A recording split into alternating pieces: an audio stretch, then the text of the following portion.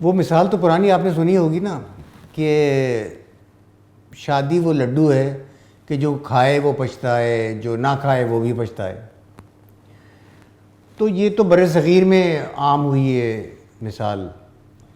اصل میں یہ کوئی 200 سال پہلے ایک ڈنمارک کا فلسفی تھا، کرکیگارڈ، سورن کرکیگارڈ.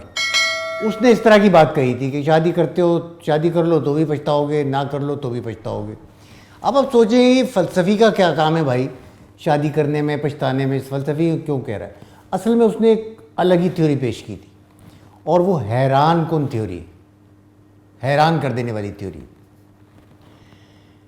پہلے تو عجیب سی بات لگتی ہے نا کہ آپ یہ کریں تو پچھتائیں، نہ کریں تو پچھتائیں. تو بھائی اگر دونوں کاموں میں پچھتاوا ہے تو کرنا ہی کیوں ہے؟ اور یعنی کوئی چوائس لینے کا کہ بھائی میں یہ چنوں یا یہ چنوں، اس کا کوئی فائدہ ہی نہیں ہے. جب تو کوئی سوچنے کی ایکسرسائز کیوں کی جائے، یہ مشق کیوں کی جائے کہ میں سوچوں یہ کرنا ہے کہ یہ کرنا ہے، اگر نتیجہ ایک ہی نکلنا ہے. لیکن جو بات کرکیگارڈ نے کہی تھی وہ اتنی سادہ نہیں تھی، اور وہ بہت مزے کی بھی تھی. وہ شادی کی بات ضرور کر رہا ہے لیکن وہ دراصل زندگی کی بات کر رہا ہے، زندگی کی ہر چیز کے بارے میں. مثال دیکھیے کہ مثال کے طور پہ آپ زندگی میں یہ بہت ہوتا ہے کہ آپ کو بڑے فیصلے کرنے ہوتے ہیں. اب فرض کیجئے آپ ایک چھوٹے شہر میں رہتے ہیں اور آپ کو موقع ملتا ہے یا آپ کوشش کرتے ہیں ایک بڑے شہر میں ایک بڑی جاب کے لیے، ایک ایسی کام کے لیے جس میں بہت محنت کرنی پڑے گی، پیسے بھی بہت ملیں گے اور آسائش بھی بہت ملے گی، پریشانی بھی بہت ملے گی، زندگی تیز ہو جائے گی، بہت سی چیزیں. اب یہاں پہ آدمی فیصلہ کرتا ہے کہ میں یہ کام کروں، یہ جاب لوں یا نہ لوں. اگر آپ وہ جاب لے لیتے ہیں اور ترقی کرتے ہیں اور مصروف رہتے ہیں، صبح سے رات تک بھاگتے رہتے ہیں، اچھے پیسے بھی کماتے ہیں، تو کسی دن کہیں ٹریفک جیم میں پھنسے ہوئے، کہیں پریشانی میں پھنسے ہوئے آپ سوچتے ضرور ہیں کہ یار اگر میں اپنے ہی شہر میں رہتا، سکون سے کام کرتا، اس وقت میں آرام سے لیٹا ہوا ہوتا گھر پہ، اپنے دوستوں کے ساتھ، اپنے گھر والوں کے ساتھ ہوتا. تو یہ ایک پہلو ہے کہ ساری ترقی، ساری کامیابی، ساری مصروفیت کے باوجود آدمی یہ سوچ رہا ہے کہ ارے بھائی میں اگر وہ یہ نہ کرتا تو میں آرام سے رہتا. آن دی ادر ہینڈ وہ آدمی جس نے اس چھوٹے شہر میں ملازمت اختیار کر لی، وہ بعد میں یہ سوچتا ہے کہ یار اگر میں چھلانگ لگا دیتا، میں اگر کود پڑتا تو جانے شہر میں کہاں ہوتا آج. میرپور خاص کا آدمی کراچی والے کے بارے میں سوچتا ہے کہ میں وہاں کراچی چلا جاؤں تو اس آدمی جیسا مشہور، مقبول، پیسے والا، کامی، کام کرنے والا ہو جاؤں گا. کراچی والا نیو یارک کے بارے میں سوچتا ہے. مطلب یہ ایک چین ہے. لیکن جو اصل بات کرکیگارڈ کہہ رہا ہے وہ یہ کہہ رہا ہے کہ اصل چیز یہ نہیں ہے کہ آپ نے کیا چوز کیا، آپ نے کیوں چوز کیا، کیوں منتخب کیا کوئی راستہ. یہ ہے اصل چیز جو آپ کو معلوم ہونی چاہیے. وہ کیسے معلوم ہوگی؟ وہ کہتا ہے کہ آگے کیا ہوگا یہ تو کسی کو بھی نہیں پتا. ہم کیلکولیٹ کرتے رہتے ہیں، ابا سے پوچھ لیتے ہیں، پپا سے پوچھ لیتے ہیں، ماموں گئے ہوئے ہیں باہر، ان کو وہ تجربے کار ہیں ان سے پوچھ لیتے ہیں. کسی کو کچھ پتہ نہیں ہوتا کہ آگے کیا ہونا ہے. تو کرکیگارڈ یہ کہتا ہے کہ اصل میں یہ جو ہوتا ہے نا پچھتاوا، کہ میں اگر یہ کر لیتا تو کیا ہوتا، یہ پچھتاوا جو ہے وہ اس بات کی علامت ہے کہ آپ نے ایک تو غلط چوز کیا یا نہیں کیا، لیکن آپ سوچتے ہیں، آپ انٹیلیجنٹ ہیں، آپ امیجنیٹو ہیں، اور آپ ایک آزاد انسان ہیں. تو پہلی بات تو یہ ہے کہ پچھتاوا جو ہے وہ اس چیز کا نشان نہیں ہے کہ آپ نے کوئی غلط فیصلہ کر لیا. بات یہ ہے کہ ہم اپنی امیجنیشنز میں زندہ رہتے ہیں، جو ہمارا خیال ہے، جو ہمارا تصور ہے، اور وہ جو خیال ہے وہ مسلسل بدلتا رہتا ہے. تو یہ جو کہتے ہیں نا واٹ ایف، کیا ہوتا اگر میں کاش میں یہ کر لیتا، ایسا اگر ہوتا تو کیا ہوتا، تو یہ اصل میں آپ کے دماغ کے کارکردگی کا ثبوت ہے. یہ ثبوت ہے اس بات کا کہ آپ سوچتے ہیں، آپ کے پاس دانائی ہے. آپ محسوس کر سکتے ہیں کہ اگر آپ یہ راستہ اختیار نہ کرتے تو کسی اور راستے پہ جاتے تو وہاں کیا ہو سکتا تھا. یہ آپ کا تصور میں، آپ کی امیجنیشن میں ہوتا رہتا ہے. لیکن اب اس کو دوسری طرف لے جائیں. مثال کے طور پہ یہ تو جاب کی بات ہوگی نا. اب مثال کے طور پہ آپ کو ایک دوست کو کہنا ہے کہ یار آپ نے میری بہت بے عزتی کر دی، یا آپ نے مجھے بہت دکھ پہنچایا ہے. یا آپ کو اپنے دفتر میں اپنے سپیریئر سے کہنا ہے کہ بھائی میری تنخواہ بڑھائیں، کب سے میری تنخواہ نہیں بڑھی ہے. آپ کبھی سوچیں اس بارے میں. یا آپ کو کسی سے کہنا ہے کہ مجھے تم سے محبت ہے.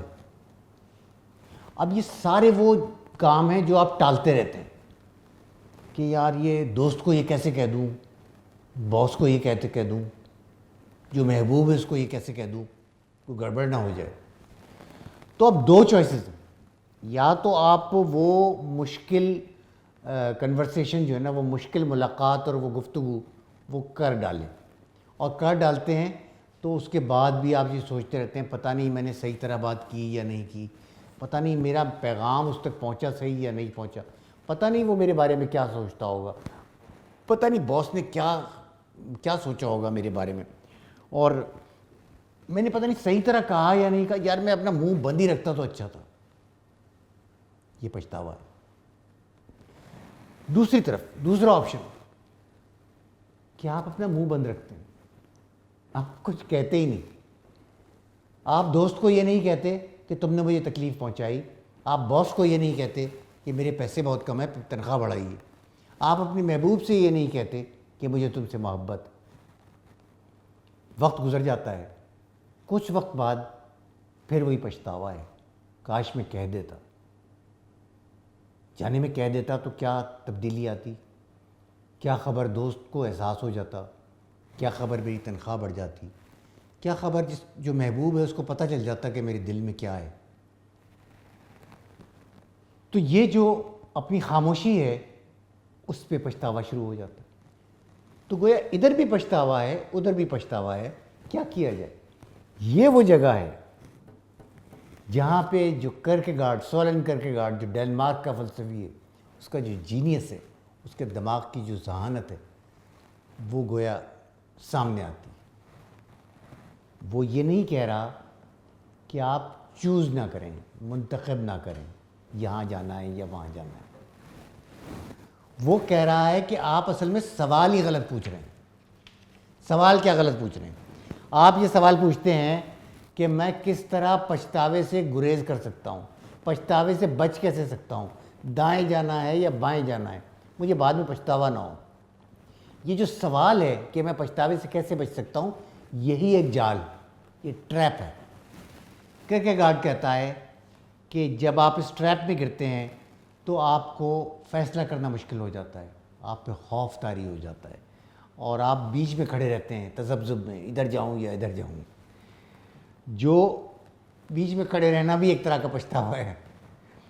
لیکن کرکیگارڈ کیا کہتا ہے؟ وہ کہتا ہے سوال کو پلٹ دو، فلپ دی کوسچن.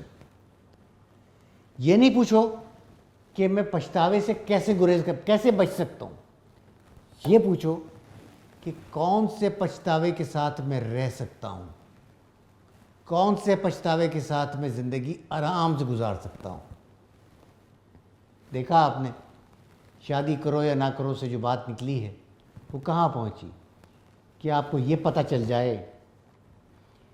اور یہ گیم چینجر ہے یہ بات، یہ آپ کی زندگی کا زاویہ بدل سکتی ہے.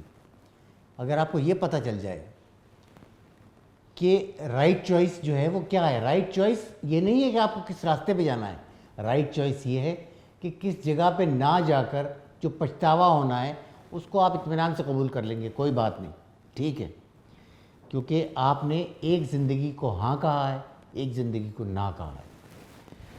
تو جب بھی آپ کو زندگی میں مختلف اور مشکل فیصلے درپیش ہوں، یہ یاد رکھیں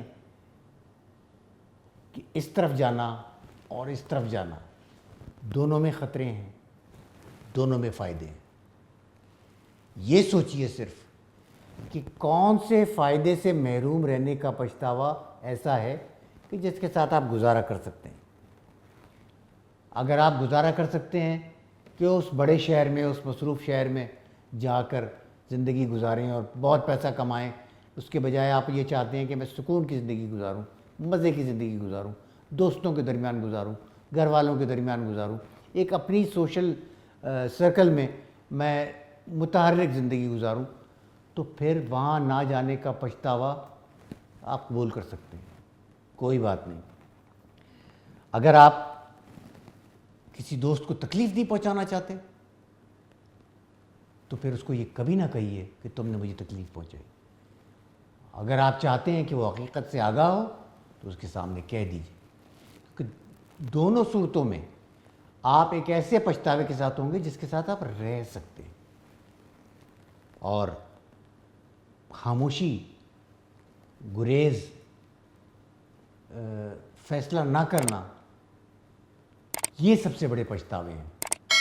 فیصلہ کیجئے اور دوسرا راستہ جو ہے جس پر آپ نہیں گئے ہیں، یہ سوچئے کہ شاید وہ راستہ آپ کے لیے نہیں بنا.